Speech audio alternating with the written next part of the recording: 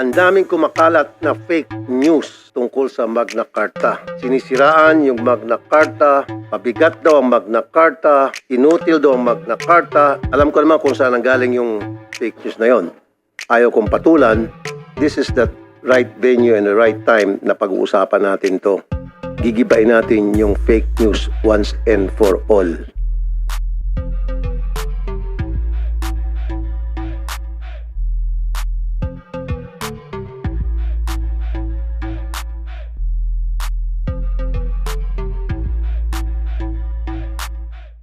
Good afternoon, everyone. Today's consultative meeting of the Committee on Migrant Workers agenda are the following. First is the current implementation of the Public Act Number 1, 2021, or the Magna Carta of Filipino Seafarers, illegal recruitment and human trafficking of OFWs, proliferation of fraudulent job offers and by POGO syndicates, and issues and problems faced by OFWs abroad in relation to suicide incidents. For today's guest list po, joining us here in the panel, we have from the government, Secretary Hans Leo Kakdak from the Department of Migrant Workers, with Undersecretary Bernard Olia, also with Undersecretary Felicitas Cubay, and Undersecretary Hainal Rasul.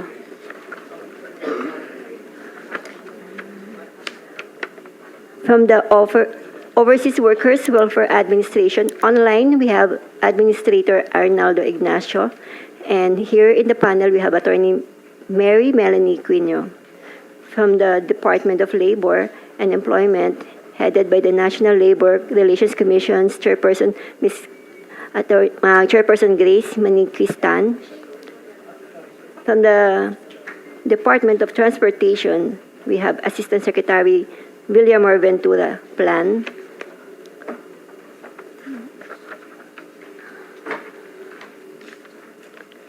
From the Philippine Coast Guard, Captain Orly A. Wong. From the Maritime Industry Authority, we have Administrator Sonia B. Malaluan. From the Department of Affairs, Undersecretary Eduardo De Vega. From the Department of Health, Dr. Jaira Michelle Adora.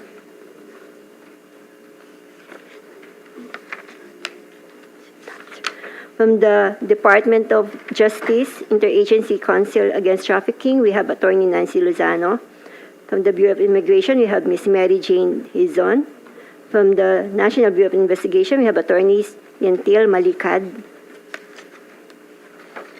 From the Department of Information and Communications Technology, online, we have Engineer Gladys S. De Ocampo. From the Cybercrime Investigation and Coordinating Center, we have Attorney Christopher Tew. From the Commission on Higher Education, we have Mr. Jorel Ramirez. From the Social Security System, we have Mr. Francis Lazaro. From the Philippine Health Insurance, we have Mr. Antonio Danao.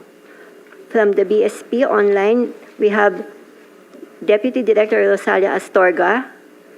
From the Land Bank of the Philippines, we have Maria Elenita Manucom. From the Seafarers Group, sir, we have here from the Women in Maritime Philippines, Ms. Merly Jimenez San Pedro. From the Association of Marine Officers and Seafarers Union of the Philippines, Attorney Henry Zamora. From the Integrated Seafarers of the Philippines, Incorporated, we have Captain Danny Rico Hermoso. We also have here some seafarers from the Sailors' Home, sir, seated behind. Mr. Edgar M. Gapusan, Mr. Kimberly Rosales, Mr. Nico Dawal, Mr. Franz Albert Tumabiene, Mr. Stanhope Frial, Mr. Liniel Bayaron, and Mr. Jenick Jabahab. From the Shipping and Manning Agencies, we have Captain Antonio Ladera, Association of License and Manning Agencies. From the Joint Manning Group, we have Mr. Erickson Marquez. From Philippine Inter-Island Shipping Association, we have Attorney Rexter Tupas. From Pandemon Philippines, we have Captain Andrew Online. From the Philippine Coastwise Shipping Association, Mr. Edgardo Nicolas. Also from the NGO and other private groups, sir. We also have from the Philippine Association of Maritime Training Center, Ms. Maria Pauline Catherine Abelino. Philippine Association of Maritime Institution, we have Mr. Sabino Zar Manglikmot.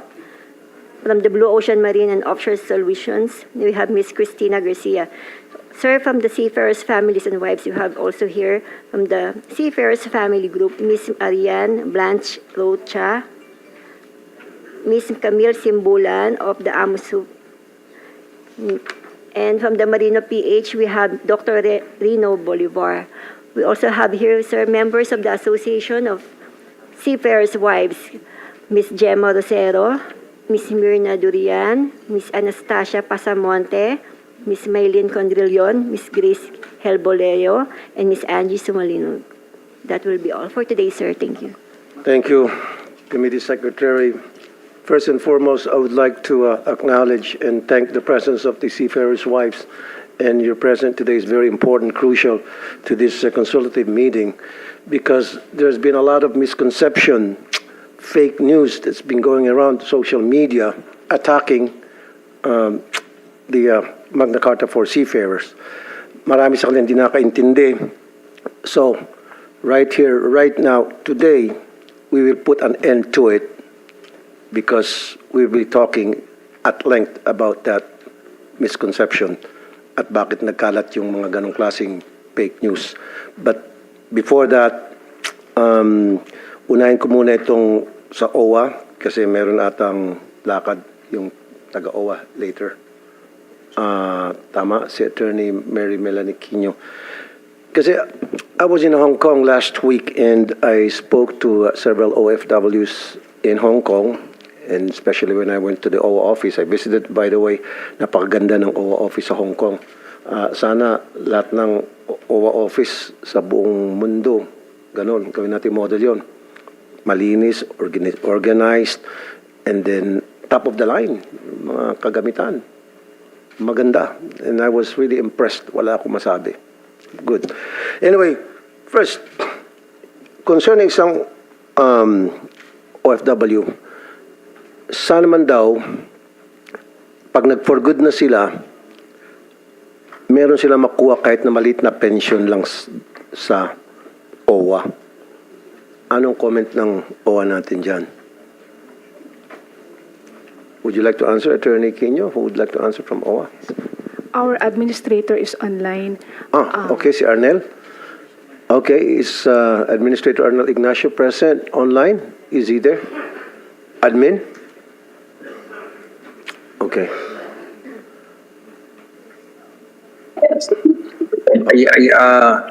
Oh, nagulat ako. Good afternoon, Senator. Gulat ako. Pasensya na po, medyo mahina yung signal ko. Hindi, nagulat ako sa book mo. Sige. Okay, sige. Go. Okay, admin. When I was in Hong Kong, sabi ko nga, may lumapit sa akin na OFW at sinabi niya, paano kung halimbawa nag-for good na yung isang OFW, tulad ko, 30 years na ako, sana man lang, magkaroon daw yung mga mag-for good na OFW ng kahit maliit na pension from OWA. Ano pong reaction niya dyan? Admin. Yes, inilapit na po sa amin yan, Senator. Pero po sa pensyon, hindi po kasi expertise ng OWA ang magbigay ng pensyon, and I think the funds will not be enough to cover for pension. But then, we're not saying that we're stopping there. We will pag-aaralan po natin yan, pero for the meantime, we are coordinating closely with the SSS and the DMW para pag-aralan po yan. In the meantime, ang mga programa po nating existing, meron po tayong tulong puso, wherein we can, the reintegration can be addressed. Meron din tayo kung sa mga existing negosyo, meron din tayo ng EDSP na pwede sila natutulungan namin sila mag-loan, at marami pa tayong maaring maibigay sa kanila na magiging support sa kanila pong maitatayo na kung ano mang proyekto. At bukas naman po yung opisina natin to makinig at tingnan po ano po yung magandang solution dito. But for the meantime, yung pong pensyon ay aaralin po natin dahil medyo kailangan po namin talaga dito ng matibay na guide from those who are experts when it comes to pension. Okay, so I mean, ito yun eh. Sabi nung OWA Hong Kong when I talked to one of your staff doon, meron naman daw rebate after na mag-for good na yung isang OFW. Rebate from the OWA contribution na pinapasok niya as member nga, di ba? Kaso ang rebate is 1,000 lang. Halimbawa, tulad ito isang comment ng isang OFW na 30 years siya, 30 years siya sa bilang OFW, tuloy-tuloy kanyang annual contribution sa OWA para sa membership, and yet, pagdating ng for good niya, 1,000 pesos rebate lang natanggap niya. Parang insulto ata yun. Opo. Yung pong rebate ay base po sa kanyang contribution, which is $25 every 2 years. And then kung siya po ay hindi naman nakakuha ng kahit anong benepisyo sa loob ng 10 taon, dyan po natin kukumputin yung kanyang rebate. So kung gaano pong karami yung kanyang naging contribution na $25, dun po natin ibabase at sa haba po ng panahon na kanya pong ibinigay yan sa OWA. Okay. Hindi po rin kasi nakalakihan dahil yun lang po yun every 2 years. So again, aralin po namin ito kung paano magkakaroon tayo ng mas mahusay-husay at mas katanggap-tanggap na response pagdating po rito. That's good. I'd like to hear that. Thank you, Administrator Arnel Ignacio. Kasi nga naman, 1,000 pesos ang matatanggap mo after 30 years, wag na lang magbigay kung ako tatanungin. Opo. Di ba? Pag-aralan nyo na lang po. Let's see what you can do. Pag-aaralan po namin. Sige. Now, pangalawa, ito po. Maraming salamat po, Senator. And this is a very serious matter now. Na nasa Hong Kong ako, naglalakad ako sa isang kalye and kinausap ko ng isang OFW at sabi niya, sir, na concern na kaalarma na palaging may nagpapakamatay na OFW dito sa Hong Kong. Sabi ko, anong dahilan? Dahil daw sa money problem.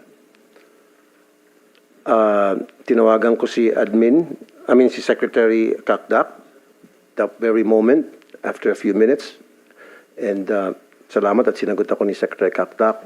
Although gabi na yun, if I'm not mistaken, 2023, merong 6 na nag-suicide. And then 2024, 5 nag-suicide. And then 2025, as of April, 1. That's very alarming for me. So, monitor ba ito ng OWA, ng DMW? And if monitor niyo ito, ano pong ginagawa natin para mapigilan po ito na magkaroon pa ng ganitong klaseng issue? Sige po, Sen. Aming salamat po. Ito pong mga kaso na, lalo na yung huling kaso na nadatna natin sa kinasamaang palad at tinutulungan po ang pamilya sa kasalukuyan, ang nakikita pong dahilan ay itong pagkakaroon ng kautangan na hindi nabayaran. Una, dalawa ang obserbasyon po namin dito. Mataas ang interest rate. Umaabot ng hanggang 48% ang interest rate. At number 2, yung manner of collection. Nag-hire yung mga loan sharks ng hindi karapat-dapat na mga collection agents na merong hindi karapat-dapat na modus sa pangongolekta, harassment ang kinararatnan. Kaya't ang sinagawa po natin dito ay partner po tayo sa Hong Kong Police Force para masugpo itong practice na ito. Unfortunately, sa Hong Kong, legal yung 48% na interest rate na tinatawag. Hindi maaresto yung loan shark. Pero dito sa mga harassers ay nakipag-partner tayo sa Hong Kong Police Force para magkaroon ng pagsugpo dito sa mga harassment na mga sinisingil ng utang. Ang isa pa hong nakita natin dito, Sen, ay merong isang mas malaki pang sindikatong modus dito sa pautang. Merong kaso na mga OFWs na hinihingan, binibigyan ng pera, kaya hindi siya pautang in a sense, binibigyan ng pera, tapos isusurrender yung ATM o bank account information. At yung pala, kaya pala ganun, gagamitin sa money laundering yung account. Kaya't meron tayong mga kababayan na naaresto for money laundering. Dito, binibigyan natin sila ng abogado. Unfortunately, sila'y merong mga kaso na sila'y nasisentensyahan ng money laundering, pero ang ginagawa natin na ililimita natin yung period ng kanilang imprisonment or confinement sa piitan. Meron din po tayong kooperasyon sa Financial Intelligence Unit ng Hong Kong Police Force kung saan sa tinatawag na post-arrival orientation kasama ang Hong Kong Police Force sa briefing. Pagdating pa lang ng OFW, kasama na yung Hong Kong Police Force sa briefing tungkol sa beware o babala patungkol sa pautang at dito nga sa money laundering na sindikato. And then, meron din po tayong mga financial literacy bilang paalala sa ating mga OFWs na huwag pumatol sa mga loans, lalo na yung multiple loans. Kasi magagaling, agresibo, mag-promote ng kanilang loans yung mga loan sharks. Kaya sa financial literacy program natin at sa post-arrival orientation, dito pa lamang sa PIDOS, bago umalis, pinapaalalahanan na natin sila patungkol sa pautang. And you talk about PIDOS and PAOS. Okay, yun, maganda yun. Yung financial literacy, kasama ata yun sa PIDOS, tama. Pero hindi ba natin isinasama yung members ng family sa PIDOS? It's very important kasi the reason bakit sila pumunta sa abroad ay para sa kanilang pamilya. And there are times na kung saan yung pamilya nila ay akala madali ang trabaho sa Hong Kong, akala madali ang pera. So, bili dito, bili doon ng kung ano ng gamit hanggang sa naipit yung OFW, doon pumapasok yung mga utang. Kumbaga, hindi enough yung salary niya dahil yung family na naiwan, medyo maluho, halimbawa na lang. O maraming pangangailangan. So, dapat sa PIDOS, we should make it a point from now on na kasama ang lahat ng member ng family. Yes, salamat po, Mr. Senator. Unang-una, nakalimutan ko lang ipakita, susumiti po namin sa inyong opisina itong mga example na mga information materials na kinakalat natin, protecting your bank account at iwas sa pagiging biktima ng mga loan sharks among the promotional materials in tandem with the Hong Kong Police Force. Mr. Senator, kung pwede kumamarapatin lang po, ang PIDOS is under the OWA. Okay. If I may ask the Deputy Administrator about the PIDOS on the families. All right. Arnel, admin, are you still there? Arnel Ignacio, admin? Pag wala na, maybe. Oh, he's there. Okay. Arnel. Medyo makita po yung signal. Okay. Ang sinabi ko, kasi ang pinag-usapan dito yung mataas na suicide rate sa Hong Kong ng mga OFWs at ang dahilan ay dahil nalulubog sila sa utang at napakataas ng interest rate at hindi na kayang babayaran, hinaharas sila nung nagpautang, etc. Now, sabi ko, dapat sa PIDOS, yung mga membro ng pamilya ng OFW kasama or mag-set aside ng another special day para sa mga family members ng OFW. Kasi kaya nagkakaproblema ng mga OFWs, nagkalubog-lubog sa utang kasi siguro marami pangangailangan yung pamilya dito sa Pilipinas. Pasintabi, siguro mayroong mga pamilya ng OFW na maluho. Hingi dito, hingi doon, bili dito, bili doon. Tapos ikakarga doon sa kanilang kamag-anak sa Hong Kong. Itong kamag-anak sa Hong Kong, napipilit ng umutang. At bandang huli, hindi na mababayaran. Ayun, nagkakaroon ng problema, nagpapakamatay. So, sa PIDOS, hindi ba sinasama yung family members? Mr. We totally agree po sa inyong yes po, Senator, Mr. Chair, we totally agree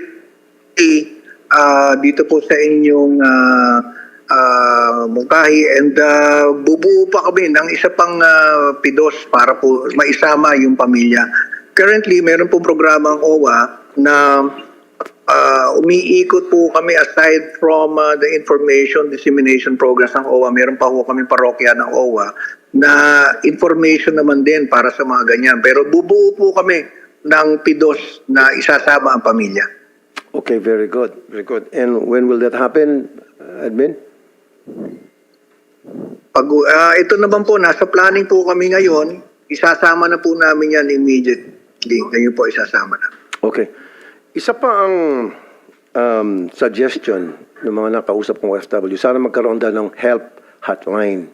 Kasi sa ngayon, merong hotline na tatawagan dito sa Pilipinas. Mahabang numero yon. And then, may sasagot, paano kung merong personal problem itong OFW at meron siyang gusto makausap at matinding kanyang pinagdaraanan, so i-refer pa siya sa isang psychologist. So another linya na naman ang tatawagan niya. So nagkakagiwang-giwang na wala bang pwedeng isang hotline na natawagan ng isang problemadong OFW at right there, right then and there, may makausap siyang taong makapagbigay sa kanya ng payo. Especially kung medyo nabuburyong na siya dahil sa daming problema. Meron ba tayong ganung hotline? For distress OFWs? Arnel? May nang signal ata. I think we're having a signal problem. Yes, Sen, Chair. Meron pong helpline, yung 1348 na binanggit na rin ni Admin Arnel dito sa komite. At yun nga po, dun sa through the 1348 portal po yun para makuha yung ma-intake yung request for assistance na isang mentally distressed OFW. At siya naman may kakausap o makukontakt sa kanyang psychologist o social worker. Pero bukod pa dyan, Sen, yung pinuntahan niyo po yung Global Filipino Center ng OWA ay merong at least 5 Filipino psychologists na nakatalaga po doon that provide emotional support and counseling to OFWs. Para tiyempo po kasi sila ay nandun na on some or either for work or study or scholarship at sila'y nagboboluntaryo para tumulong sa mga mentally distressed OFWs. Doon mismo sa center na ilulunsad. Ilulunsad na po, soft opening, yung pinuntahan niyo po, pero ilulunsad po ng formal. Okay, so merong 5 Yes po. na At least psychologist doon At sa least office 5. sa OWA na yung pinuntahan ko. Face-to-face po. Okay. So, meron bang telephone number na pwedeng tawagan ng worker na gusto makipag-usap o makipag-appointment? Paano bang set up? Ano ba isang OFW? Meron pong phone number yung mismong migrant workers office doon. Okay. Pwedeng kontakin po yun. But bukod doon yung 1348 hotline na nabanggit ko. And that includes, yung 1348 hotline includes the families. Kasi minsan po ang mentally distressed yung anak o yung esposo. True. So, yung mga sumasagot sa hotline, ano mga qualifications po nito? Yung sumasagot po are the agents. Kaya nga, ano So po? sila po ay trained. Siguro po sa OWA side na rin Okay. po ang sasagot po muli niyan. Kasi para OWA sa akin, na- dapat much better kung yung mga sumasagot sa telepono ay mga former OFWs because they can relate doon sa problema na sasabihin nung tumatawag sa kanila. Hello, Arnel? Ignacio? Admin? Yes po. Meron po kaming ilan na meron pong psychology background. And then idagdag ko lamang po, isa rin po sa mga pinoproblema diyan sa Hong Kong yung love life. Karagdagan din po yan na nagiging seryosong problema. So meron po kaming Love life? programa na magpapadala ho kami. Nawawala. I think we're having a signal problem. Attorney, baka alam ni Attorney Melanie Aquino, love life daw. Kala ko, financial ngayon, umiksi tayo sa love life. Yes po, Mr. Chair. Talaga pong malaki po at Opo, lumalala meron na ho- po ang... Okay, mamaya siguro ayusin natin yung signal na ni ano. Ha? So, complementary support po ito. But doon po sa ating hotline, magdaragdag na kami pa dahil i-expand po namin yung ating call center eh. Nag-usap na po kami ni Secretary Hans na dyan po sa bagong office ng DMW dyan sa Buendia. Meron po tayong i-expand na mas malaking call center and then magkakapagdagdag po tayo ng mga call Okay. center agents na Yeah, meron admin, background psychology. Admin, ang sinasabi ko kanina, sana yung mga sumasagot sa hotline ng OWA ay mga former OFWs. Kasi madali sila makarelate doon sa mga tumatawag sa hotline, makapagbigay ng advice because they've been there. Yes, Sen. Meron po tayo mga call center agents na mga OFWs. Nakasama na natin mula pa noon. Okay, so dapat kung pwede halos lahat sila mga OFWs. Former OFWs. It will really help a lot. Sen, if I can supplement what admin said, tama ho yung Yeah, sinasabi na may plano kami ngayon na hindi pa ho na-anunsyo ng formal, but may pinaplano kami ngayon, nagpasa na ng OWA Board of Trustees ng kaukulang pondo patungkol dito. At meron na kami, from the DMW side, may napipinto na kaming 30 former OFWs. Nakilala ko na po sila nung isang araw. At sila po ready na to be deployed doon sa sinasabi ni admin na itatayo na natin very soon. Wow. Sanib puwersa na ho ito, DMW OWA joint call center.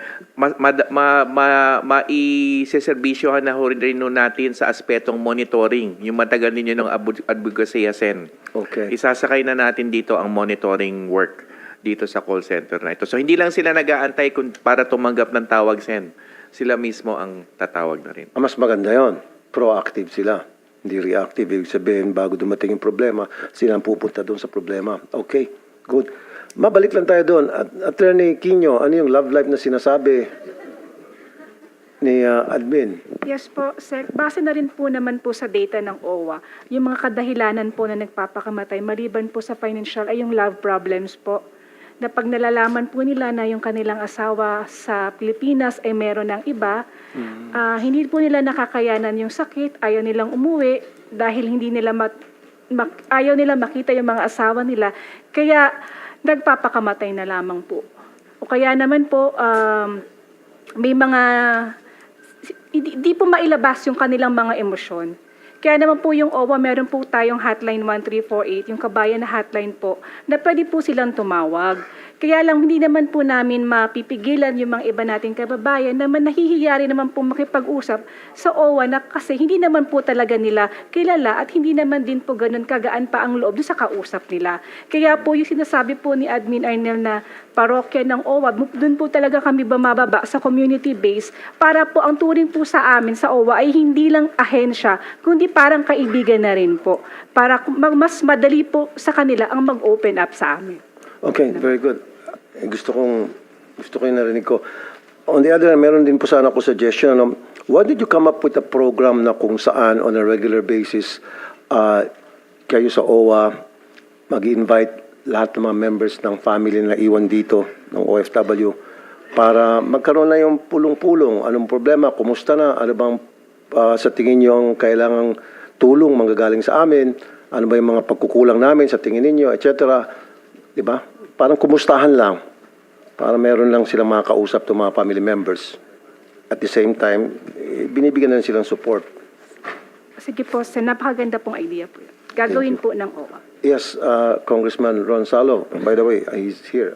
Maraming salamat po, Kasama ka Senator. nag-craft ng Magna Carta. Mamaya, usap tayo tungkol dyan. Very important yun. Apo. Sige, Maraming salamat po, Senator, sa opportunity na maimbita po ako dito po sa Senado para may bahagi rin po natin yung ating pananaw. Sasagutin ko po yung marami po. So please bear with me. Pero nais ko lang pong i-share po sa inyo yung ginagawa po sa Pagadian because I was there 2 years ago, I think. Kasama po si Admin Arnel. Meron po sila doon na OFW Family Circle. Kung saan lahat po ng mga asawa ng mga OFWs ay membro po doon. And meron po silang quote-unquote club and they share each other's concerns. Kaya kapag nagkakaroon po ng issue yung isa po sa mga kasamahan po nilang asawa rin po ng OFW, they provide the support mechanism. So siguro po pwede pong gawing model po yon. Siguro pwede pong maimbita minsan ng OWA o ng opisina po ninyo yung sa Pagadian para makita, magamit po bilang example para dun sa mas marami. Pangalawa po, Senator, nais ko rin pong ibahagi po sa inyo yung panukala po natin. Balikan ko po yung binabanggit nyo kanina na pension. Dahil may panukala po tayo sa House of Representatives, the creation of the Kabayan Pension Fund. Ang naisin po nito ay siguraduhin ng lahat po ng mga OFWs po natin ay magkakaroon po sila ng pensyon after. Kasi nga tama po yung binabanggit po ni Admin Arnel, sa halaga po na $1,000 o $25 lang per 2 years, malabo na magkakaroon po ng pensyon yung isang OFW. Kaya mahalaga po na magkaroon po tayo ng separate na pension fund para sa kanila. And siguro, bakong mamarapatin po ng ating mahal na senador, baka po pwede po kayo na mag-file din po dito sa Senado nung counterpart po na yon. Pangatlo, Senator, napansin ko rin po doon sa pinag-uusapan po natin na maganda po na mayroon pong proactive na measures na binabanggit po ninyo. Particularly, dito po sa mga kababayan po natin na nagsisuicide. Ang isa po sa panukala po natin doon sa Kongreso, yung creation po ng tatawag po natin na OFW Registry. Ibig sabihin po nito, it's a proactive measure kasi kailangan po nating magkaroon po ng scorecard bawat isa na nais na mag-abroad para siguraduhin na handa po sila. The fact po na nag-suicide po sila, psychologically, baba o mahina yung kanilang kakayanan. So kailangan may proseso para malaman po natin kung gaano katatag ang isang tao bago po natin siya payagan na mag-abroad. Na kung papasok po yung mga ganitong problema sa kanya, kakayanin kaya niya. So that means, teka muna, parang, ano yan, may mga papalag yan. So screening muna sa bawat OFW na gusto mag-abroad. So psychological exam, is that what you're saying? Itong OFW registry, ililista po, may scorecard po so senators. Ibig sabihin, may parameters Okay. na kailangan po niyang masigurado na compliant po siya doon at the minimum. For example, competency, pangalawa, psychological or mental. Para siguraduhin po natin na hindi lang doon sa pag may concern na siya at saka po tayo pumapasok, kundi siguraduhin na umpisa pa lang, matatag po Kasi siya. ano may mga OFWs tayo na matatag talaga po sa psychological exam, pero dumating isang napakabigat na problema tulad yung halimbawa sa pangungutang, hinaharas, tinatakot, bibigay siya. Kahit na anong tibay mo, siguro. Tama po, Senator. Diba? But at the same time, siguro makakatulong po ito kung sakasakali. Yes. Maraming salamat po, I agree. Senator. Okay. And then, sunod, pag-usapan natin ay itong fake jobs online. Andito ba yung Meta? Ang nangyayari kasi, kumakalat sa online ng mga trabaho sa Cambodia at kung saan-saang lugar, and then yung pala scam yun, nabibiktima yung ating mga kababayan. Are we doing something about it from at the end of end ng Chair, OFW, sisimulan ko na po. DMW? Maraming salamat po muli. Dito sa pagsugpo o pagtulong sa mga nabibiktima sa scam hub sa Southeast Asia, ang role po ng DMW ay pagkakaroon ng tulong sa DFA, sa repatriation. Kasi po wala pa tayong migrant workers offices sa ASEAN. So, pero gagamutin po namin yung problema na yan this year. Magpo-propose kami ng MWO sa lahat ng ASEAN post na simulan na ho sa Bangkok, Sen. Yung dati yun yung minungkahi, magtayo kami sa Bangkok, meron na po tayo sa Bangkok. Very good. Yun pong tulong pa sa post-arrival. So lahat po nung nabibiktima, tinutulungan natin, binigyan natin ng Action Fund Assistance, yun pong pondo na itinalaga ninyo, na aprobado rin ng ating Pangulo. And then yung ating pagkakaroon ng pagkuha ng statements nila, kasi natutukoy nila kung sinong illegal recruiter nila dito, at forward naman natin sa Department of Justice sa IACAT. So, Sen, kung mamarapatin po ninyo si Yusek Bernard Ulalia, pwede rin ho magbahagi ng, kasi nasa area po niya itong fake online jobs. Okay, pero before that, andito ba yung AYACAT, BI and DFA? Of course, nandito pala sila. Ang sa akin kasi, nag-umpisa itong hiring online. Tapos, yung pala maging lab scam na pagdating sa ibang bansa. Wala bang monitoring ginagawa ang any agency of the government na bantayan yung mga nag-offer ng job online sa abroad, and then i-check yun, and then pag nakita na fake yun or scam yun, tawagan yung NBI, AYACAT. Yes.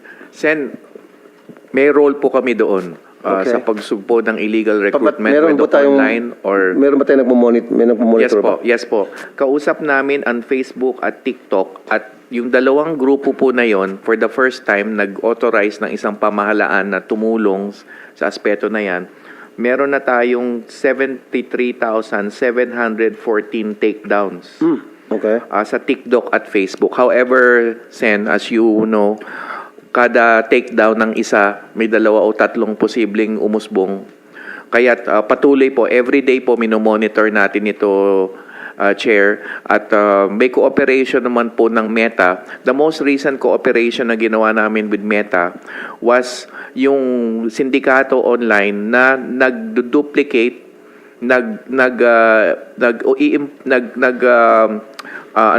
copycat ng mga Facebook pages ng legal na ahensya. So, with the nung una, ayaw ng Meta, but with the cooperation of Meta, ay pumayag na rin po sila i-take down yung mga copycat recruitment agency sites. So, example lang po ito ng tulungan natin with Facebook Meta. Nagpapasalamat po tayo. Okay. Yung bang mga OFWs natin na na-scam na traffic, especially to recently sa Cambodia, bakit mabagal po yung aksyon ng ating gobyerno na para ma-rescue sila? Like in my case, meron yung lumapit sa office ko, 7 days na sila nasa kulungan at tawag sa Pilipinas at walang umaaksyon. Wala ba tayong hotline na 24/7 na pwedeng tawagan ng mga relatives na biktima ng scam sa job sa abroad? Meron po Sen yung nabanggit na hotline kanina, yung 1348. Natatanggap po natin yung mga sumbong reklamo. We endorse this to the DFA kasi nga po yung mga places na merong mga scam hubs like Lao, PDR, and Cambodia, and Myanmar, wala pa ho tayong MWO. But we promise this year, Sen, magtatayo tayo ng MWOs in those places. So for the most part, yung aspeto ng on-the-ground rescue efforts ay sa DFA po. Okay, sa DFA, yeah. Yusik ka pa rin, nakala ko, ambassador ka na. In a few months, sir. Okay, Yusik, Yes, sir. De Vega. Very briefly, kasi it's not the ambassador who is in charge of the process. It's the local authorities. Sila yung nag-decide kung bibilisan nila yung processing or hindi. We've noticed with Cambodia, they're very sensitive. Pag yung mga naka-detain sa kanila, go on social media and talk about yung trafficking, gano'n. Lalong pinapatagal nila yung exit permit. At any rate, just this past few days, may nawi tayong one batch of 26, another batch of 10. This was mga March sila na rescue doon. No? So, we hope it could be faster. So, baka makatulong nga pag nandun na yung MWO. Pero, isa pa po, they're not in Phnom Penh. Itong mga to, yung mga, kunyari, mga kababayan natin na ipit, they're in, kunyari, the place is called Odar Minche. That's 8 hours away from Phnom Penh. So, hindi pwedeng, pinuntahan ng embassy once, pero palagi pinapadalan silang food, supplies, pati hindi aircon, electric fan, kung no, kasi, it's provincial, ganyan. So, it's not ideal, we admit, pero it's not na hindi pinagtaruan because every day, somebody from the embassy calls them from Phnom Penh, so para i-follow up sila. So, we'll be working with the MW on that. Okay. May papakita tayong video, Comsec. Ito yung mga biktima sa Cambodia ng trafficking, human trafficking. Gabi po, kami po pala yung sa Pilipino sa Cambodia. Humingi po ng tulong sa inyo. Ang Embassy ng Pilipinas ay sobrang bagal po ng proseso namin para makauwi sa Pilipinas. Sobrang hirap na po ng sitwasyon namin dito. Sana po matulungan nyo kami. Humingi po kami ng tulong kala Senator Rafi Tulfo para po matulungan kami makauwi ngayon.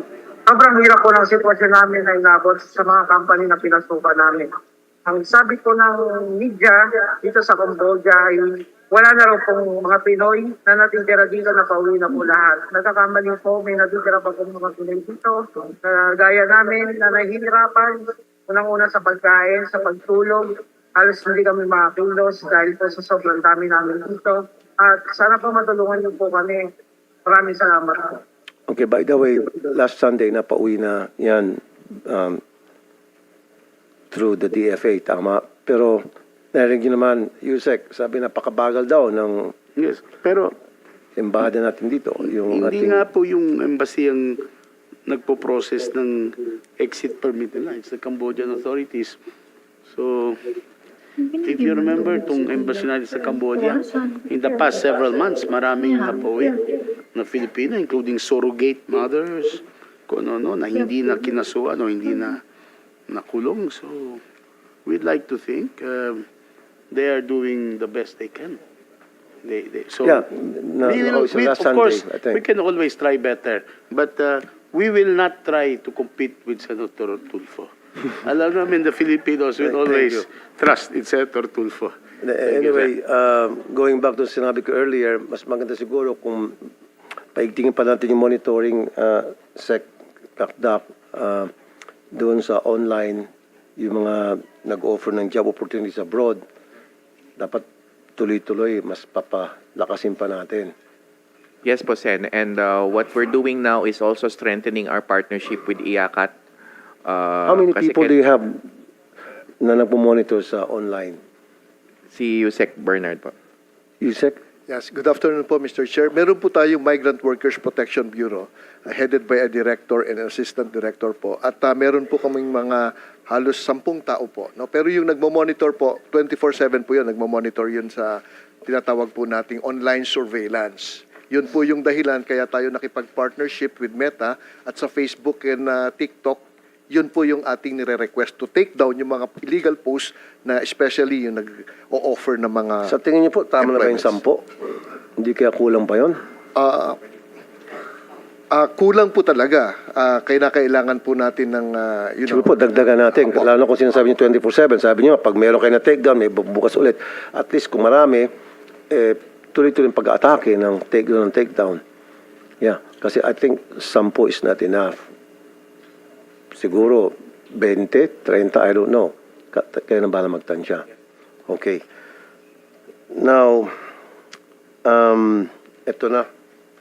Yung sa Magna Carta. Saan yung papel? Ang daming kumakalat na fake news tungkol sa Magna Carta. Sinisiraan yung Magna Carta, pabigat daw ang Magna Carta, inutil daw ang Magna Carta, etc., etc., etc. Alam ko naman kung saan nanggaling yung fake news na yon. Hindi dahil sa ayaw kong patulan, this is the right venue and the right time na pag-uusapan natin to.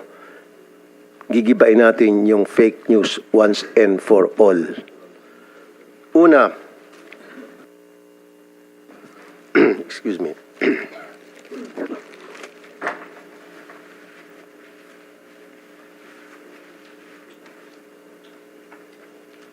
Ang reklamo ng mga sa social media nagpapakalat ng fake news, bumaba raw dahil sa Magna Carta for seafarer, bumaba raw yung sweldo ng mga seafarer.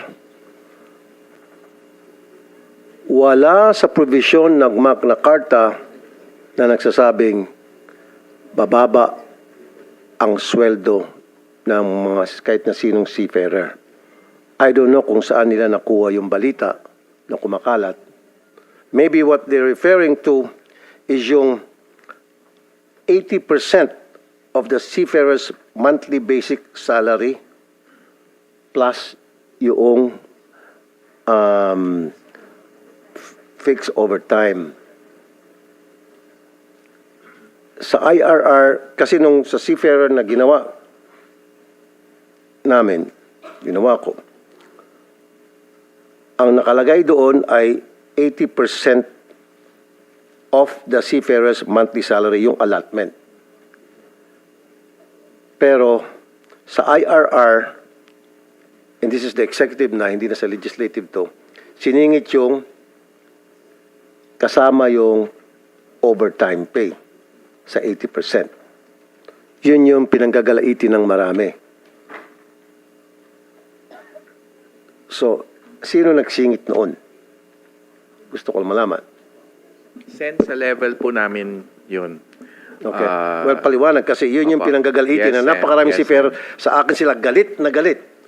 Tanang nanggagalitin ng galit sa akin. So, paki-explain po, Sec. Sen, ang isang role po ng IRR, of course, is to interpret and clarify yung certain terms in the law. Yung dati po kasing term sa standard employment contract is basic monthly salary. So basic, in short. 80% ng basic 80%. monthly salary. Yan yung sa PUA Section 2010. Yes. Inalis po yung terms, Chair, na basic. So, seemingly to suggest na hindi na lang basic ngayon ang basis ng 80%. So, we sought to clarify what the elimination of the term basic means. So, yun po ang definition ng monthly salary without the word basic as stated in the IRR. So, it's monthly salary, the basic, plus fixed or guaranteed overtime. Ibig sabihin yung sigurado ng matatanggap ng isang marino regardless of kung magkano yung o kung ilan yung oras niya ng overtime or whether or not nag-overtime siya.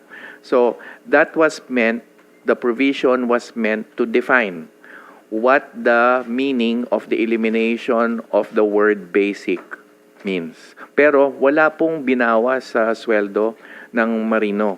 Ang reading po namin, Sen, sa pagtanggal ng word na basic is linawakan yung saklaw ng matatanggap ng pamilya dito sa Pilipinas. Okay, gusto ko lang maklarify, marami na ikinig ng mga seafarer because I invited them to listen in today's hearing.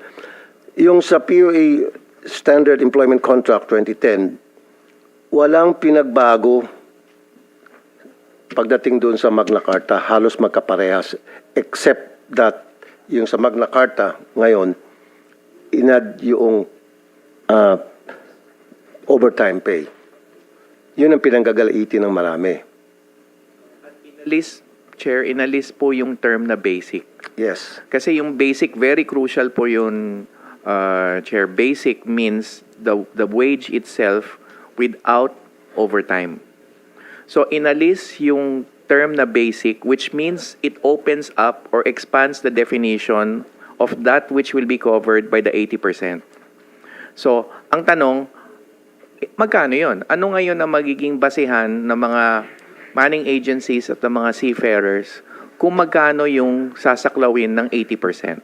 So, ang purpose ho namin is bigyan ng kalinawan. Kasi kung hindi na ho namin linagay yun, yung sa OT, ang magiging tanong, malabo pa rin kasi hindi nyo dinefine, nagkukulang naman ho kami sa part na yon. We did not perform our role as clarifying what the law means or says. So, ano ang saklaw nung expanded na 80%? So, ang linagay po namin, kung ano yung siguradong matatanggap, para po, ang purpose ho namin, Chair, is para may kalinawan. Instead of para magkaroon ng kalabuan, malinaw kung ano yung sasaklawin nung dagdag na matatanggap ng mga pamilya. Okay, kaya nga, may gusto kong kausapin. Ito, President Women's Maritime Philippines, si Miss Merly Jimenez. So, asosasyon po kayo ng mga seafarers' wives. Sino dito? Gusto ko lang kukunan ng reaction. Sige. Kasi, when I was in Cebu, may nakausap ko na isang seafarer. Sabi niya, pati ba naman yung overtime namin, pinagdiskitahan pa ninyo. Doon na nga lang kami nagkakaroon ng pagkakataon pag nasa abroad, pag magdaong sila sa port, meron silang pambili ng mga kung anong gusto nila. Ngayon, ikakat pa daw yung overtime. So, eto, seafarer's wife. Ma'am, pakialis po yung bote. Miss Grace Gelvolio, seafarer's wife. Magandang hapon po. Seafarer po yung inyong husband. Saan po siya? Good afternoon po, Sen. Good afternoon, everybody. On board po yung husband ko as of today. Okay. Ano po yung reaction ninyo na yung overtime pay ng inyong husband, 80% noon ay may sasama na rin sa allotment? Actually po, honestly, wala po akong reaction doon kasi over 100% po kasi ang nare-receive ko from Wow. him. 100%? Oh! Over 100%. Ang galing naman ni husband. Thankfully po, ganun po yung situation namin. So, hindi po ako affected sa Magna Carta.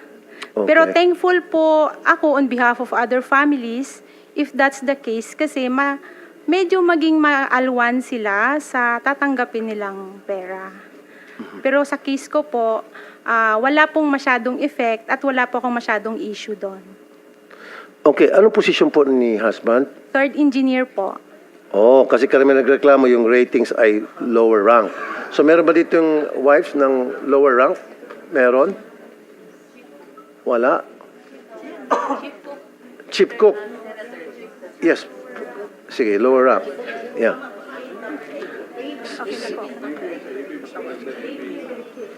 Sige, kuha natin yung reaksyon. Okay. Chief cook.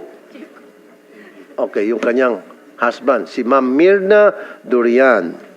Ma'am Mirna, magandang hapon po, ma'am. Magandang hapon po, sir. Salamat po sa pagdalo.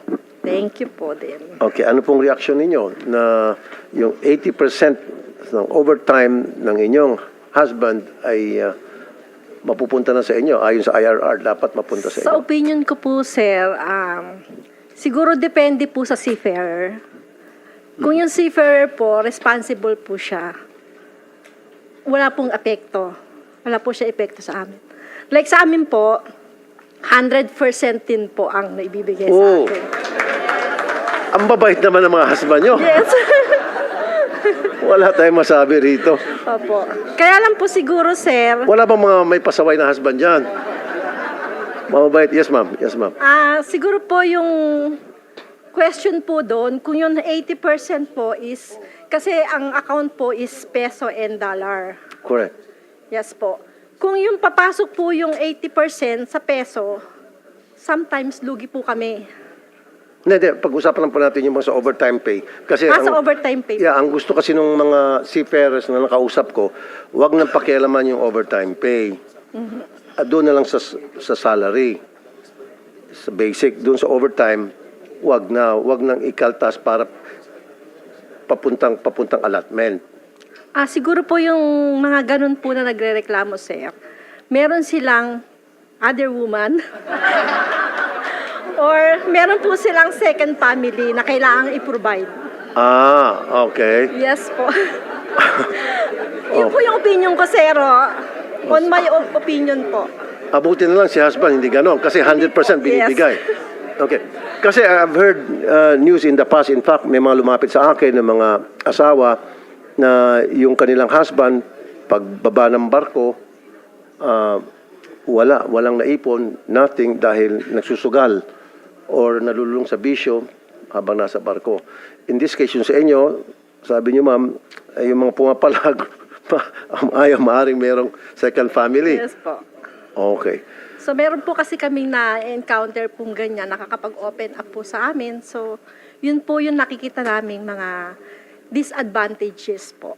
Pero kung alisin niyo po yung baka may second family o baka mayroong ibang taong tinutulungan, iset aside mo yan, ano yung reaction nyo pa rin na yung 80%? Same pa rin po. Okay lang din po. Okay lang sa inyo? Yes po. Okay. So yung mga pumapalag, yun May yung- something. at least maliwanag tayo dyan, ma'am. Salamat po, ma'am Mirna. Thank you rin po. Okay. Ano ba rito? Yung sa exchange rate, meron ba taga-ano rito? Mga taga-agency? Well, of course, the AMASUP pala muna. I would like to recognize the AMASUP. Okay. Attorney Henry Zamora, sir, thank you for coming. Ano pong reaction nyo doon sa, kasi, sa 80%, Actually, sir, ang overtime? kung may mga issues naman, lahat po yan ay sa IIR ay na-resolve na. Kasi nga po, sa IIR nilagay doon alatis. Kung dati ang practice ay yung basic lang, tapos hindi kasama yung fixed overtime, yung seaman pwede siyang maging self-alati. Dalawa yung alatis niya. Yung kanyang pamilya, pangalawa, yung sarili niya. Para yung 80% na basic papupunta sa pamilya, yung fixed overtime mapupunta sa self-allotment niya para savings siya pag-uwi sa Pilipinas. So, actually, nakapag-save siya actually. Hindi niya masusugal yan o magagastos on board. Okay. So, ganun pa rin, sir. Actually, mas natulungan mong pamilya na mag-save para sa pamilya mo. Ganun po, sir. No, doon sa 80% kasi Kasama po, sir, yung kwan, yung basic plus fixed overtime or guaranteed overtime. exactly. Dahil nga po sa IIR, nilagay po doon hindi lang alati, kundi /alati, may S pa po. So, pwede pong gawin ng seaman through financial management na lang with the family is yung basic na lang niya, ibigay sa pamilya, yung fixed overtime or guaranteed overtime niya, ilagay niya sa bangko niya. Solve pa rin, sir. Wala pong problema. Hindi po nagbago lahat. Ganun po yun, sir. Na-solve po yung mga possible issues na sinasabi nila. Okay. May gusto sabihin si Miss Ariane Rocha. Tama? Did I pronounce your name right, ma'am? Good afternoon po, ma'am. Good afternoon. Actually, Mr. Senator, I just actually arrived from the States. We had a launch ng isa sa mga vessels namin. And when I talk to our crew, many of them don't realize that they can be self-alatis. And I think kasi maraming nagkakalat na mga videos na saying, oh, we're going to take away your money. So I explained to them, the government is not taking away your money. And if you're going to argue with me na unconstitutional yung pag-remit nun, then we can argue na pati ba taxes because it's not about dictating. We have a responsibility to our country. Diba? As citizens of our country. Ang nakakalungkot, I mean, admittedly, meron pong ibang mga crew, like yung mga ABOS, yung mga lower ranks, na medyo affected sila dun sa additional na sa OT. Kasi they need, they argue na they need money for that. And hindi, now we can always say, we can have programs na parang, if you're living paycheck to paycheck, then maybe you're living beyond your means. But at the same time, the reality is many of them are supporting not only one family, but also their mga kamag-anak. So I guess it's really about explaining. And if siguro, sir, yung OT, yun dun po sila nagkakaroon ng problema. Yung basic salary, they can say, it's not a problem. Correct. Doon talaga sa OT. Kasi yes po. tulad sinabi ni Attorney Zamora, ang hindi alam ng mga seafarer na pwede nang gawin alati ang kanilang sarili na para yung 80% ng overtime mapupunta sa kanila. Yes po. And I think, if I may say, sir, frankly, that this issue is also being used by other entities who are, have personal issues against some of the people of the Magna Carta, and they're spreading and using it kasi siya yung mas nakakaantig ng puso, diba? So they're using it to demonize the Magna Carta, and those entities are also the ones who are also killing our industry. Thank you. Thank you very much, Ma'am Rocha. Well said. Now, doon po sa currency at the rate of exchange at the time of remittance, dito tayo nagkakaproblema, dito may malaking issue. Kasi ang nangyayari,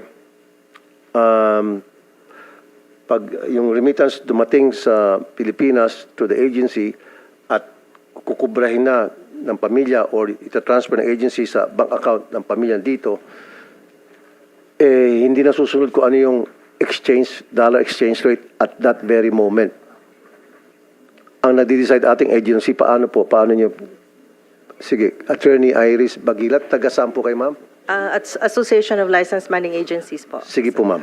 Sir, actually, you solved that problem. You did solve that? You solved that problem in the Magna Carta. Okay. You solved it because nagpapaikot din po kami ng aming information campaign in the association as well as our members. And ito po, one of the things is the self-allotment, the other is the actual bank rate. Because in the provision of the Magna Carta, it's already stated that the mining agency has to use the actual bank rate at the time of exchange. Hindi po pwedeng may unofficial exchange rate, wala po dapat mga unnecessary deductions. By requirement pa po sa Magna Carta that it has to be informed to the allottees na ito po yung exchange rate na ginamit that day. So the best thing is to compare it with the bank being used, kung yun po ba talaga ang published. So, it's very specific and it's very clear, and you've solved that problem plaguing, Yes, unfortunately. Na-solve na po. Doon sa Magna Carta. Sa Magna Carta po. Kaya nga, pero sa ngayon, paano po yung proseso? Pag halimbawa yung isang seafarer family sa Pilipinas, pagtanggap niya ng kanyang allotment, ano ba yun? In peso or in dollars? Of course, Opo, pesos. in diba? peso. Pero and- converted na from converted dollars. po, and using the actual bank rate at the time of exchange. Yan po ang sinusunod talaga. Ganun po yung naging patakaran. Opo. Kaso ang kumakalat po na balita, mali eh. Yung po ang dapat mali, sir. Dapat hindi, the Magna Carta gives Siguro the... kayo din po sa ano nyo, sa end ninyo, magpa-disseminate kayo ng information para sabihin na mali yung mga kumakalat na news. Yes. Hindi kami ganon. Ito yung ginagawa namin. Sumusunod kami kung ano nakasaad sa Magna Carta for Seafarers. Yes po, and we are actually having our own information campaign. Kasi may mga audience po kami na ini-explain namin yung mga crucial provisions sa Magna Carta po. Okay, very good. Yung kasi ang... Kulang. Yeah, may gustong sabihin? Kayo, Captain Antonio Ladera III? Yes, Mr. Chair. Si Attorney Bagilat kasi is the chairman of ALMA and I'm the president. Okay, noon pong nagde-deliberate po kami during the IRR formulation, napag-usapan po namin yan, yung allotment. Kasi po, hindi po lahat ng principal sabay-sabay po na nagre-remit sa isang agency. Merong, kunwari, let's say ngayong April, may April 1, may April 10, may April 15. But usually we pay the seafarers at the end of the month or on the 25th of the month. Ngayon po, pag dumating po yung remittance sa bangko namin, kung ang exchange rate po niya is 59, okay po, 59, at doon po sa pag nagsweldo na po yung seafarer at ang binabayaran po namin doon sa kanila, yung kanilang, kung magkano yung kanilang dapat na bayaran na na-remit, yung kasama ho yung pinag-uusapan natin ngayon, yung allotment, yung basic, yung overtime, or fixed overtime. No, sir. Okay. Okay, So para yun maging po clear. yung nakukuha eh. Yun Hindi, po yun, sir, sorry. Medyo nalito ako dun sa'yo. Alimbawa, dumating Opo. ng April 1 Yes, yung yes, sir. allotment. Opo. Sabi nyo, matatanggapin ng si Fair at the end of the month pa. Opo. So, anong exchange rate ang gagamitin mo? Okay. Yung April 1 o yung katapusan ng buwan na kung saan matatanggap ng si Fair yung kanyang sweldo? Maliwanag po yun doon sa Magna Carta po at saka doon sa IRR na ang ibibigay po na exchange rate kung kailan po dumating yung pera dito sa Pilipinas. Okay, good. Kung kailan po pinalitan, yun nga po, kung kailan pinalitan. Correct. Kasi pagdating po, yun po ang palit eh. Opo. Pero kung 59 po, nung nagpalitan, nung dumating po dito sa Pilipinas, nung nagpalitan, kung 59 yan, pagdating po na maisusweldo siya at exchange rate sa bangko or whatever is on the papers, kung sabihin niya 60, hindi po yung 60 ang binabayaran. And now we have also fix this one. Paano malalaman ng mga seafarers o at ng mga asawa nila na yun na exchange rate talaga? Kasi po, alam naman po ng DMW yan na meron po kaming binibigay na pay slip po sa mga families. Ngayon po doon sa pay slip na pagkasunduan ho namin kasi na hindi naman ho lahat ng money agencies electronic. Meron pong hard copy. Pero po doon sa hard copy o doon sa electronic at the bottom of that, nakalagay po doon ang exchange rate during the time of exchange. Okay. Paano malaman ng isang seafarer kung kailan dumating yung kanyang Nandoon din pera? po sa payslip, nandoon din po sa payslip na Okay. nakalagay po kunwari April 10, exchange rate 59.70. Nandoon po 'yun. Very good. So yan ay clarified na natin ngayon kasi yun yung dalawang issues na talagang baging a lot of seafarers at nagagalaiti sila sa social media at isa ako doon sa palaging nababatikos. As a matter of fact, dapat kasama ka dapat doon na Congressman Salod. Oh, pareho tayong kasama tayo doon sa paggawa noon. Tapos na yun, ikaw yung counterpart ko sa Congress. Yeah. Kaso ako lang binabatikos, ikaw hindi ka binabatikos. Hindi po totoo yun, Senator. Kasama ka rin. Senator, Okay. opo, hindi po totoo yun. May mga iba po na araw-araw ako po yung content po nila. Ganun ba? Galit Buti na naman galit. akala ko ako lang eh. Well, natutuwa po ako dahil at least na kakahilera po ako sa inyo, Senator. Dahil in that regard. But at any rate, Senator, isa pa po sa allegation po nila sa atin, kinukuha raw ng gobyerno yung pera nila. Lilinawin po natin, ni Singkong Duling walang kinukuha ang gobyerno sa kinikita ng mga seafarers po natin. Pupunta yan directly sa kanila ng buong buo. Number 2, tatandaan po nila, Senator, wala pong tax yung kanilang kinikita. Galit na galit po sila, bakit daw pinakailaman ng gobyerno yung kita po nila. Hindi po ba sila nagpapasalamat na hindi pa rin po sila tinataksan ng gobyerno? Ang role lang po nila, siguraduhin na mapondohan nila, masuportahan po nila yung pamilya po nila dito sa Pilipinas. So yun po yung punto. Ni Singkong Duling, wala pong kinukuhang gobyerno sa kinikita po ninyo. Ngayon, number 2, yung Senator, yung binabanggit po kanina, ang issue po nila doon sa exchange rate, na hindi raw po nila nakukuha ng buo, kaya nagagalit sila sa Magna Carta. May mali po silang concern. Hindi po Magna Carta ang may kasalanan po noon. Yung Magna Carta, ina-assure nga po sila na maibigay po sa kanila yung exchange rate at the time na ipinadala po yon. So kung mayroong hindi sumusunod na manning agency, hindi ang Magna Carta ang may problema. Kailangan pong nating gamitin yung Magna Carta para maibigay po sa kanila yung pinakamagandang rate base po doon sa araw na pinagpadala. So may mali po silang they're barking at the wrong tree. Mali po yung intindi po ng mga iba po dahil finifeed po sila ng mga maling impormasyon. At the same time, Senator, siguro kailangan po nating maklarify din doon po sa 80%, kaya tinanong ko rin po si Secretary Hans kanina, paano natin kinocompute yung 80% doon sa salary, which means the basic, at the same time yung OT. Nangyayari po, it appears that some of the manning agencies, kinocompute nila doon sa kabuuan, tapos yung 20% na naiwan, doon pa po tatanggalin yung mga mandatory expenses. For example, may nagpakita po kasi sa akin, kaya ito po yung nais po natin na linawin.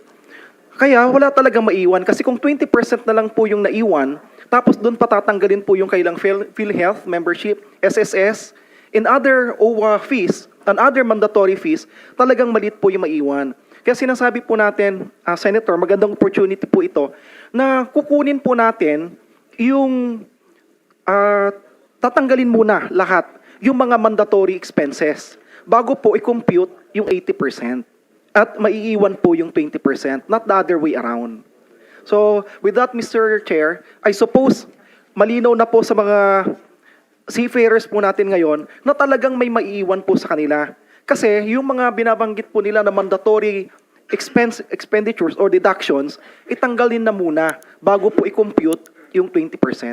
Maraming salamat po, Senator. Thank you. Kasi kung minsan nagpapakalat niyan, yung mga manning agency na rin, sasabihin, isisin sa Magna Carta yan. Sinusunod na namin kung ano nasa Magna Carta.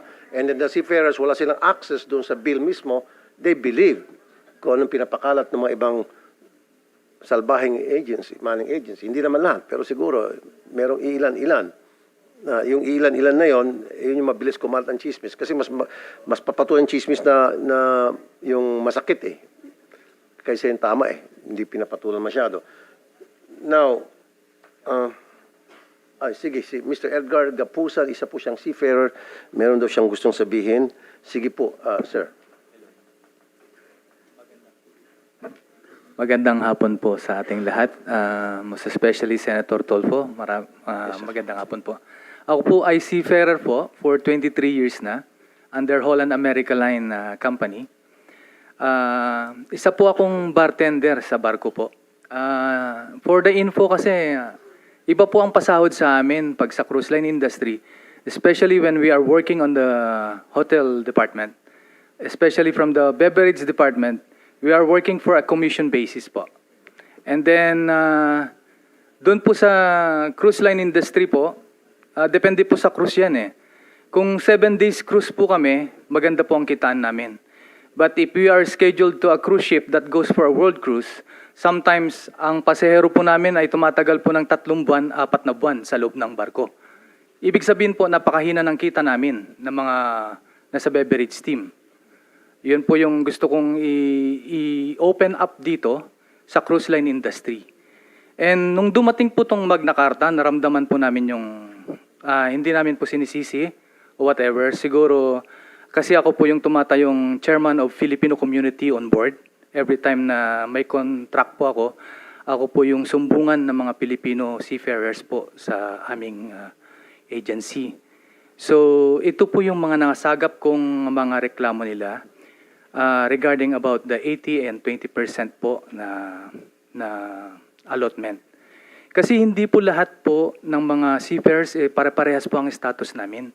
Meron po yung mga single parent, meron din po yung mga ang allotment nila ay yung mga pinag-aaral nila na kamag-anak, which is meron din pong mga seafarer na kasama ko, kagaya po yung mga bar waiters ko doon, mga barista ko.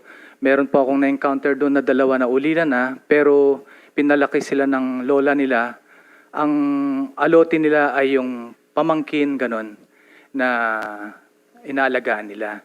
So, nung pong na-implement po to yung 80-20, yun nga po, meron pong suggestion sana na hindi po ba pwedeng yung seafarers ang mag-decide kung paano yung allotment na gagawin niya para sa pera niya.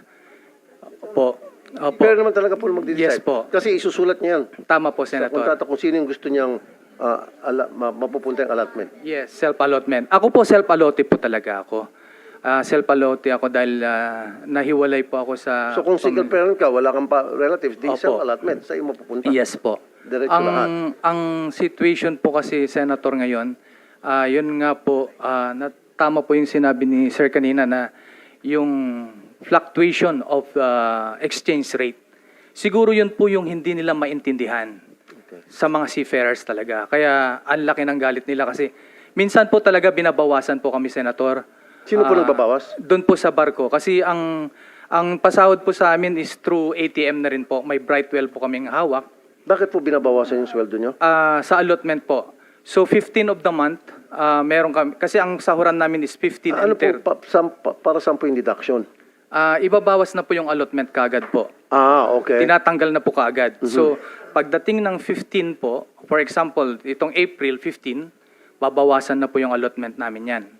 So, minsan kasi nagne-negative yung sinasahod namin, kaya nagtatanong kami bakit ganon. Nagne-negative po talaga yan sa 15. Then, pagdating po ng final payday, 5th of the next month, yun po yung final payday namin. Ngayon, yung halimbawa yung exchange rate kasi nung buti na lang nasagot po ni Sir yung sinabi niya kung anong araw binawas, yun po yung tama po ba? Kasi yun po yung tanong namin sa agency namin, bakit ang baba ng palit? Which is 58 na sa Pilipinas, bakit 56 pa rin yung natanggap na allotment? Doon po nalilito talaga yung seafarers, Senator.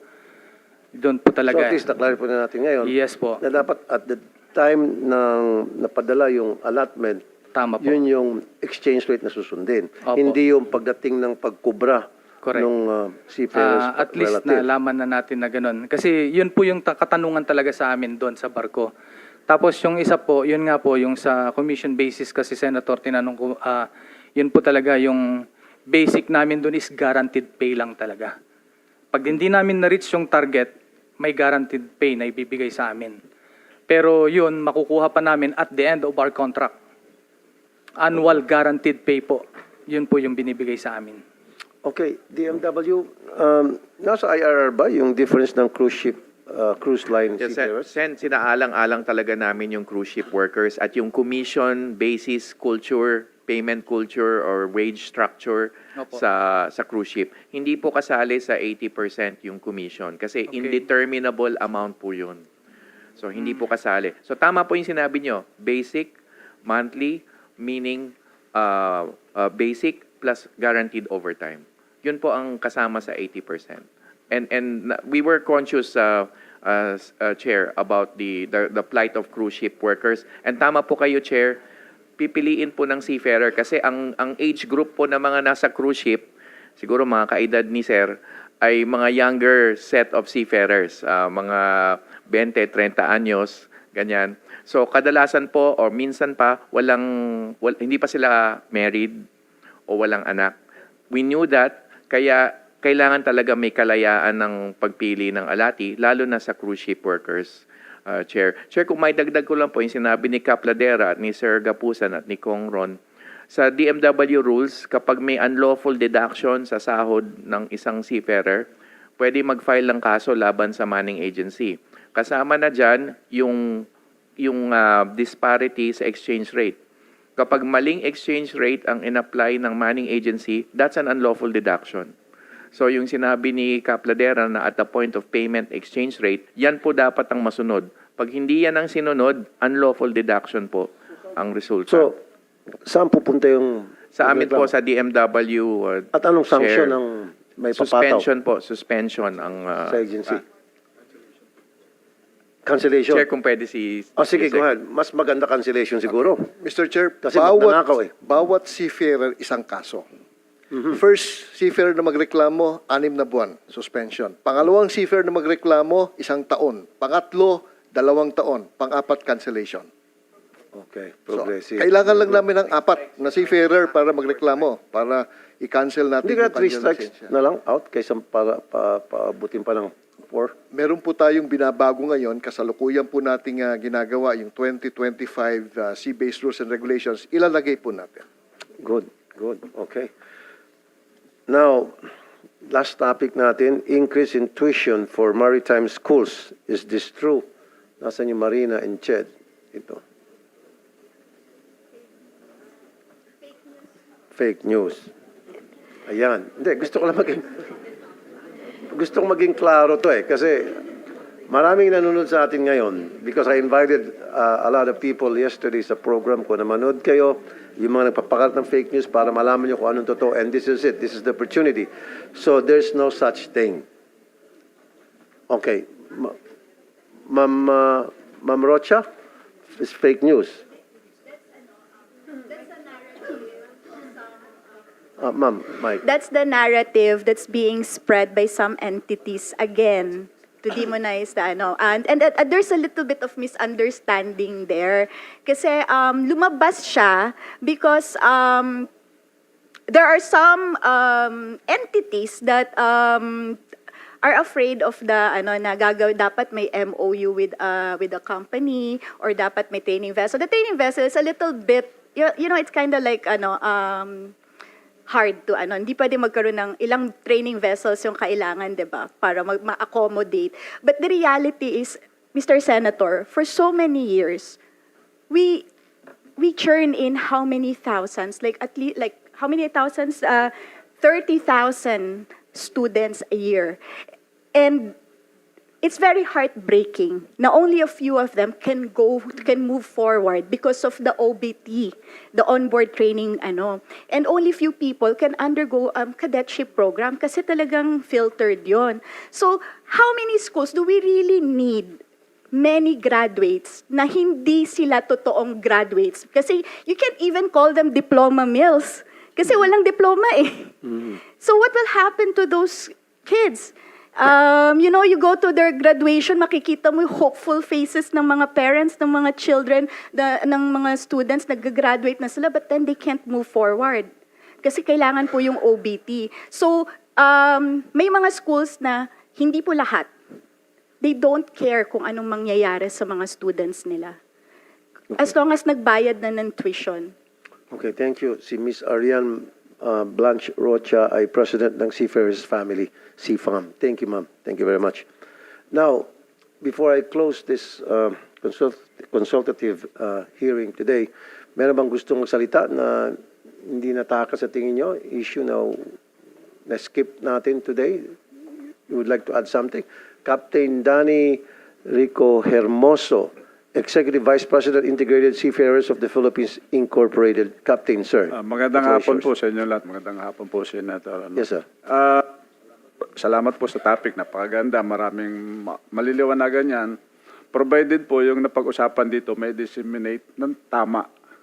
Kasi po, balikan ko lang yung tungkol sa allotment. Pardon me, may mga pagkukulang din kasi sa manning agencies. Hindi nila, pinagtatanggol yung Magna Carta, pero hindi na ipaliwanag sa crew. So yun ang kulang. Info dissemination. What is 80% of that? How much is that amount? Mga ganon. Yung exchange rate, hindi rin na ipaliwanag ng hosto yan. Dahil kasi, accounting staff yung kausap. Tatanggapin lang yung payslip o sa ATM. So, sino makakausap mo? Bakit ang exchange rate ngayon ay 56 sa dyaryo? In fact, ang pinagbabasihan ng mga seaman, yung nakapaskel sa dyaryo, tsaka yung nasa media, piso to dollar. Pagdating sa passbook nila, sa booklet nila, sa sahod nila, may few cents o few piso difference, 57.65, tapos nakapaskel sa bangko ay 58. Pagdating sa agency, sa pagpunta nila sa bangko, 57.34 na lang. So bakit may diferensya? Pag bumalik sa agency, hindi nagpapaliwanag yung opisina, bakit ganun ang sitwasyon. This time, kung mainit na mainit ang issue ng Magna Carta, dapat po pagtiyagaan ng manning agencies, ng staff, na magpaliwanag sa alati, sa seaman, paalis, PIDOS, etc. Kasama yung alati, kung 2 man sila o 3 man sila, isama. Pati picture actually ng litrato ng alati, isama doon para mas maunawaan dahil napakarami pa rin pong hot issue dyan. Kawawa naman yung mga, ako po, sa tagal ko rin nagbarko, 100% kung ibinibigay yung basic salary ko, take note yung basic salary. Ang binibigay ko, yung mga kinukwento nilang, 100% po pinapadala ng mister ko. Dapat unawain natin, ano yung 100% na pinapadala niya? Kasama ba pati OT? Di po ba? Ngayon, kadalasan, pinapadala kahit yung mga active seafarers, 100% of their basic salary. Naiiwan sa abordo yung fixed overtime and whatever incentives they could get on board. So yun ang kino-question. Bakit pati yung fixed overtime pinag-initan? Although, may positive side po yan kung ipapaliwanag rin ng manning agency yung concern yung aspeto na yun. Kasi yung financial literacy, matagal na po namin ginagawa yan sa integrated seafarers. At binigyan ko po kayo ng libro natin ito, nasa staff nyo. Tungkol dyan, may timeline kung paano magiging mabuting marino, yung marino na yan, at wala naman forever sa pagbabarko. Kaya kasama yung financial literacy. Pero, again, nire-request ko sa mining agencies na itong Magna Carta, ipaliwanag natin ng mahaba, matyaga, pasensyahan sa mga maliliit na tanong na itatanong ng marino at pagtyaga nating turuan yung ating staff na magpaliwanag din. Hindi yung, ito yung sahod mo, thank you, ay, salamat, paalis ka na bukas. So mga maikling impormasyon na dapat ay ma-disseminate officially with patience para po maipagtanggol natin dahil napakaganda naman ng aspeto ng gusto natin sa Magna Carta. Tama. Kulang na kulang nga lang po yung pagpapaliwanag. Layman's term, section by section, at ginagawa po natin yan sa ISP. Dahil yung talagang trabaho po namin dyan, reintegration program, para may fallback yung mga marino pag gusto nilang tumigil sa pagbabarko. At marami na po tayong success story.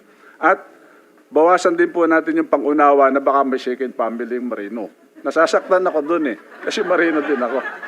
Masipag lang po sila magpadala ng kanilang allotment dahil nakikita lang yung pangangailangan ng kanilang pamilya.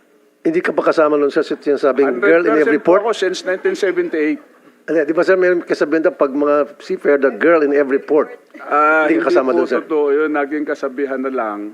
Kumbaga yung fake news, pagka naipalipat paulit-ulit, akala nila totoo. But Correct. marami po rito kasama natin dito na medyo malabo ang mata pagdating sa ganon dahil diretso ang paningin nila sa pamilya at buhay. Yun. Salamat Maganda. Yan ang pinakamagandang sinabi niyo po at the end. But anyway, I do agree with you dun sa umpisa sinabi niyo na dapat it should be the responsibility of the manning agency na mag-disseminate na proper information, maging matyaga sila na sabihin kung ano talaga yung nilalaman ng Magna Carta as opposed to babaluktutin nila. Kaso it's unfortunate some agencies sa halip na tumulong na ipaliwanag kung ano talaga yung Magna Carta for Spare, ginagamit nilang sandalan para punuin yung kanilang pagkukulang. So pag meron silang pagkukulang, sasabihin nila, yan yung nakalagay sa Magna Carta. So naniniwala naman agad yung mga seafarer natin. So again, it should be the manning agency's responsibilities. Paulit-ulit na sinasabi na rito, even Ma'am Rocha, si President ng Seafarers Family. So dapat palaging mag-disseminate ng proper information ang manning agency. Yun lang po talaga yun. And of course, nakasupport naman po, nandiyan yung TMW na OWA na pwede naman ninyo rin pagtanungan. Pwede rin magbigay ng support, pwede magbigay ng mga opinion, advice, etc. So wag ho tayo maniniwala sa fake news. And I'm confident sa araw na ito, nabuwag na natin, nagiba na natin yung tinatawag na fake news, mga masasamang mga sinasabi against Magna Carta.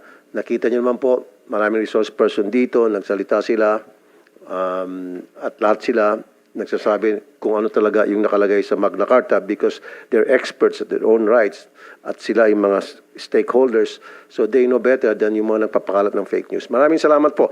So there being no other matters to be discussed in the agenda, this meeting is hereby adjourned. Thank you for the attendance today. Good afternoon po. Thank you.